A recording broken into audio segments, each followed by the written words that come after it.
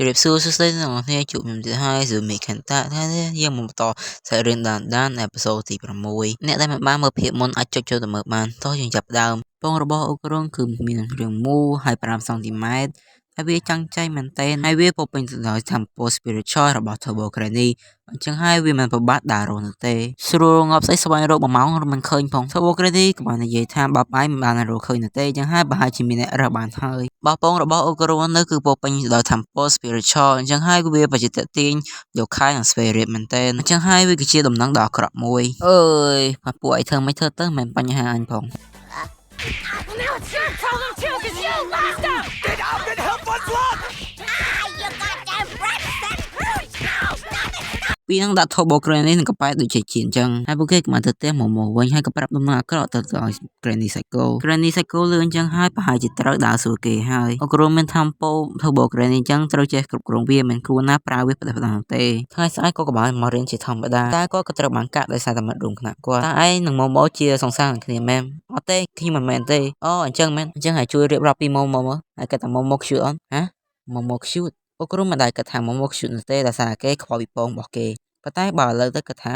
ម៉ូពេញ cute មែនប៉ុន្តែអ៊ុករ៉ុងក៏បានបដិសេធអារម្មណ៍ខ្លួនឯងដោយសារតែម៉ូគឺជាមិត្តភក្តិមួយនឹងក៏បានសួរអ៊ុករ៉ុងថាហើយមានដេកមួយម៉ូអត់អ៊ុករ៉ុងក៏លើចឹងហើយក៏ភ្ញាក់ផ្អើលហើយមិនបានដេកមួយនាងទេប្រហែលជានាងដេកមួយអ្នកផ្សេងហើយអ៊ុករ៉ុងក៏សួរថាហើយឮមកពីណាអញអត់ដឹងឡើយអញលើគេនិយាយអញ្ចឹងអញសួរថាណាគេចែកចាយរឿងមិនប៉ិតទាំងហ្នឹងជុំឲ្យចង់វាយគ្នាមែនប្លែងអញអញចង់ដឹងថាណាចែកចាយរឿងមិនប៉ិតទាំងហ្នឹងពីព្រោះម៉ូមិនមែនជាមនុស្សស្រីបែបហ្នឹងនោះទេបើចង់សួរប្រាប់មកហើយពេលហ្នឹងភ័យជាខ្លាំងក៏បានសុំអ៊ុករ៉ុងចោះចាញ់ដោយសារវាមិនមែនជាអ្នកចែកចាយរឿងទាំងហ្នឹងទេហើយអ៊ុករ៉ុងក៏បានដឹងខ្លួនបន្តមកក៏បានដើរទៅថ្នាក់ធម្មតាចុយមកបែបនេះធ្វើខ្ញុំមិនដែលឃើញច្បាច់កគេបណ្ណាណៃហើយថងកុយអានសភៅធម្មតាហើយអ៊ុករ៉ុងក៏បានអានសភៅអេលៀនដើម្បីសម្រួលរងស្លេងថាអេមួយជាងវិកតារបស់អ៊ុករ៉ុងមើលទៅក្រោមទៅក៏ស្គាល់ឃើញ Turbo Granny ហើយអ៊ុករ៉ុងក៏បានយកកតាដែល Turbo Granny នៅក្នុងនោះយកទៅលាក់ពួន Turbo Granny ខាងឃើញសាលារៀនអស់ជាច្រើនសតវត្សហើយតើ Turbo Granny មកទៅអី Granny Psycho បាននិយាយថាឆ្មាគឺមានសេរីភាពទៅណាទៅអញគួរទេមកទៅដូចជាឯងមានបញ្ហាណាចឹងអញឲ្យថាំពោមកយើងវិញមកជានឹងជួយគ្រប់យ៉ាងឲ្យពោមកយើងនិយាយគ្នាបានទេអ៊ុករ៉ុងក៏បានលាក់ Turbo Granny ចូលកតានឹងលឿនដោយសារតែម៉ូបានហៅគាត់នៅពេលដែលអ៊ុករ៉ុងចង់និយាយរក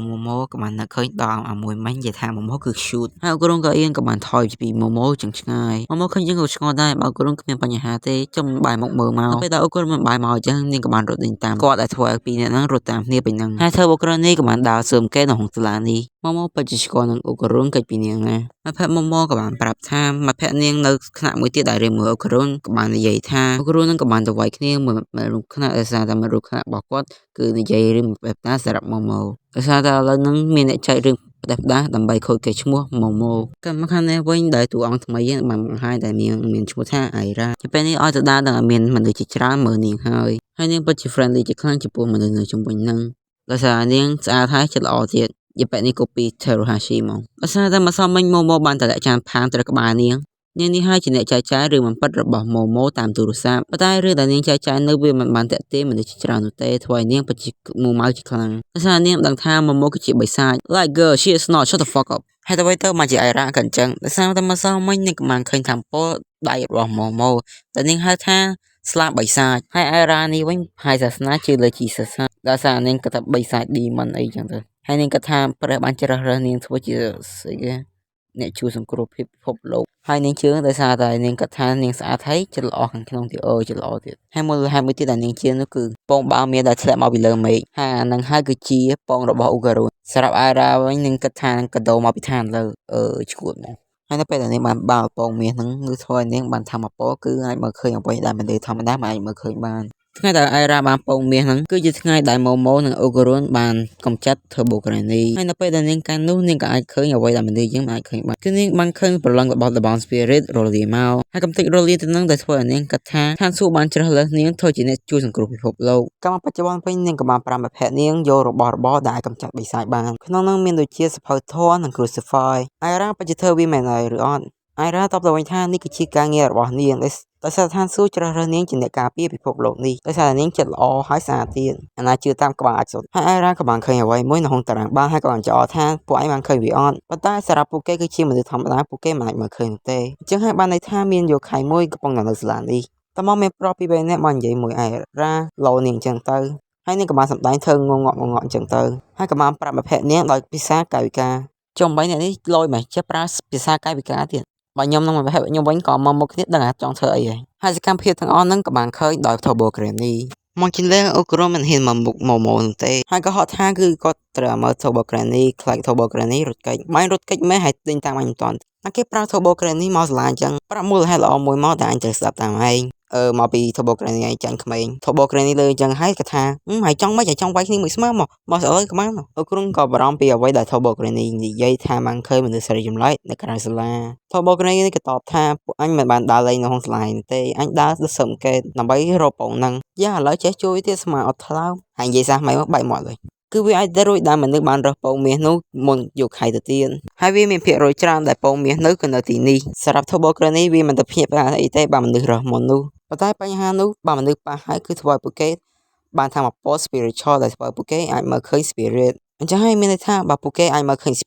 spirit នោះក៏អាចមើលភឹងពួកគេដែរហើយយូរទៅ5ហើយ Turbo Granny ក៏បាននិយាយថាចាំពេលចេញទៅផ្ទះចាំនាងចោលថាណាគេមានពងហ្នឹងដោយសារ Turbo Granny មិនស្គាល់ឈ្មោះពីអ្នកហ្នឹងនោះទេហើយរ៉ានៅក្នុងគណៈកំពុងរៀបផែនការនៃការកម្ចាត់ម៉ូម៉ូហើយអង្គុយអង្អែពងមាសនោះរបស់អូក្រូនជួយមកពងប៉ុណ្ណាណៃមនុស្សស្រីចម្លែកដែលនៅក្រៅសាលានោះកំពុងតែខិតគៀកទៅដែរនៅពេលដែលចេញទៅម៉ូម៉ូមកជួបអូក្រូនដើម្បីដើររកពងហ្នឹងនៅពេលដែលឆៃ Turbo Granny នៅក្នុងកតារបស់អូក្រូននោះស្រាប់តែអេរ៉ាហៅនាងទៅជួបគ្នាតែពីរនាក់នោះទេម៉ូម៉ូនេះក៏បានបដិសេធដែរប៉ុន្តែនៅពេលដែលអេរ៉ាអង្វរអញ្ចឹងនាងក៏យកព្រមទៅតាមទៅហើយ Turbo Granny ក្នុងកតាអូក្រូនក៏និយាយថាម្នាក់នឹងហើយ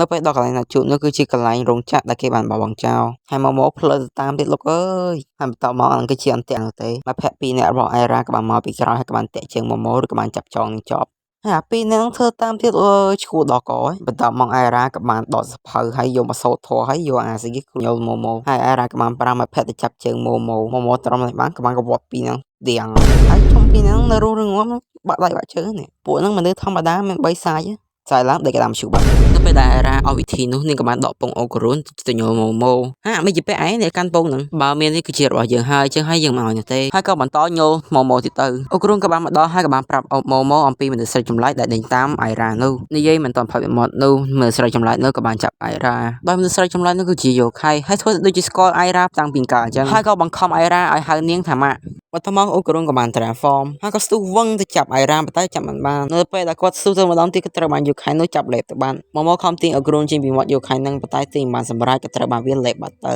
ហើយយោខៃនោះក៏បានតបម៉ូមួយជើងដែរអធិស្ឋានផងអ្នកទាំងអស់គ្នាដែលសលេង background ខ្ញុំឬសូវវដែលសារអ្នកជិះខាងខ្ញុំបានចាក់បាសអូខេតសាច់រឿងយើងយោខៃនោះបាននិយាយថាខានជួបគ្នាយូរហើយអេរ៉ានឹងក៏ស្អាតដូចកាលមុនចឹងអេរ៉ាក៏បាននិយាយថាឯងគឺជាគ្នាម៉ូគ្នាស្អីអញម៉ែអីហើយយោខៃនោះក៏បាននឹកដល់ថ្ងៃដែលអេរ៉ានឹងហៅនាងថាម៉ាក់ឥឡូវនេះវាកំពុងតែបង្ខំអេរ៉ាឲ្យហៅនាងថាម៉ាក់តែឯងមិនដឹងទេថាយោខៃទៅវាបហាមនុស្សគឺជារឿងខុសច្បាប់ឯងបិទមាត់របស់ឯងទៅយើងកំពុងតែត្រេកអរដែលបានជួបកូនយើងវិញអេរ៉ាឃើញថាបិសាចនេះគឺជាសត្រូវរបស់ម៉ូអញ្ចឹងហើយចង់ឲ្យម៉ូមកសហការមួយនាងប៉ុន្តែក៏ត្រូវបានម៉ូបដិសេធ Turbo Granny ក៏បានចេញពីកំណោដែកមិនបានចេញពីក្បោបអូក្រូនមិនទាន់ទេប្រហែលជាខ្លាចចំណីរបស់វា Turbo Granny ថែមទាំងលួចទូរស័ព្ទរបស់មិត្តភក្តិម៉ូហើយចេះប្រើទៀតឬក៏សើ Google អំពីយោខៃមីនីក៏ធ្វើឲ្យម៉ូភ្ញាក់ផ្អើលហើយខ្ញុំធ្វើយោខៃមិនស្គាល់យោខៃគ្នាឯងហើយ Turbo Granny និយាយថាយើងទៅគ្មានពេលវេលាទៅចងចាំយោខៃកពិកពុកអញ្ចឹងទេយោខៃនេះមានឈ្មោះថា Acrobatic Suki នៅពេលនោះដែរអេរ៉ាក៏បានរៀបរាប់ថាខ្លួនស៊ីគេច្រាស់រស់ដោយឋានសួគ៌ហើយនឹងមកសម្រាប់3សាយដូចជាយោខៃឯងហ្នឹង Acrobatic Suki លើចឹងហើយក៏បានលើកអេរ៉ាចូលទៅបាត់ទៅដល់មកក៏បាត់យំតូចសោកដោយសារតែម៉ូថ្ងៃបានធ្វើអេរ៉ាឆ្លើយអញ្ចឹងហើយ Acrobatic Suki ក៏ចាប់ផ្ដើមវាបហាម៉ូខ្ញុំសុំហៅយោខៃហ្នឹង Suki ដោយសារវាស្រួលចឹងហើយ Turbo Granny នេះមិនជួយម៉ូនោះទេម៉ូក៏ត្រូវបាន Suki ទាញករបស់នាងឡើងទៅលើហើយយើងម៉ាក់មកយើងលើកលែងឲ្យអញខ្ពើនៅពេលនោះដែរSukiក៏បានខឹងក៏បានកវីកវត្តម៉ូពេញហ្នឹងតែអ្នកហ្នឹងកុំភ័យអីម៉ូមិនស្លាប់តែក៏និយាយថាលើកទី2នេះSukiឲ្យម៉ូហៅនាងថាម៉ាក់មកនាងលើកលែងឲ្យប៉ុន្តែម៉ូនិយាយថាអញខ្ពើSukiបានខឹងហើយក៏បានលេបម៉ូទៅបាត់ចុំទាំង3នាក់លេបទៅទាំងអស់ហ្មង Turbo Granny ក៏បាននិយាយទៅSukiថាបើឯងខ្ជាក់ពួកនោះមកវិញយើងលេបលែងឲ្យឯងនឹងណាគេប្រយ័ត្នលេបទៅមួយទៀតដែរឡើយតែឯងស្គាល់ Maneki Neko ដែរឬទេគឺវាជួយផ្ដល់សំណាងឯងលេបម៉ូមិញគឺឯងលេបទាំងសក់ទៅទៀត Suki ក៏ចាប់តាមឆេះទាំងក្រៅនិងទាំងក្នុងទៅទៀតវាជាពាក់សក់កញ្ជុននោះដែលកាន់ Crucify វាមិនជា Crucify ធម្មតានោះទេតែវាគឺជាដៃកេះអញ្ចឹងហើយម៉ូនៅក្នុងខ្លួនSukiនោះក៏បានដុតដៃកេះសក់របស់នាងកាលណា Turbo Granny នៅទីនេះ រឿងអ្វីដែលកើតឡើងមិនមែនដោយការចៃដន្យនោះទេមនុស្សទាំងប្រមាណដែលនាងបានលេបទៅនោះក៏បាននាងក៏បានខ្ជាក់ទៅវិញទាំងអស់ Turbo Granny ធ្វើស្តាំងលយហ្មងវីដេអូយើងក៏បានមកដល់ទីបញ្ចប់ត្រឹមនឹងឯងពេលក្រោយយើងនិយាយអំពី backstory របស់ Suki បើអ្នកនរគ្នាពេញចិត្តនឹងវីដេអូនេះជួយ like និង subscribe ផងខ្ញុំនិយាយមិនសូវច្បាស់ទេដោយសារខ្ញុំស្អកកហើយយើងនឹងជួបគ្នានឹងវីដេអូក្រោយៗទៀតបាយបាយ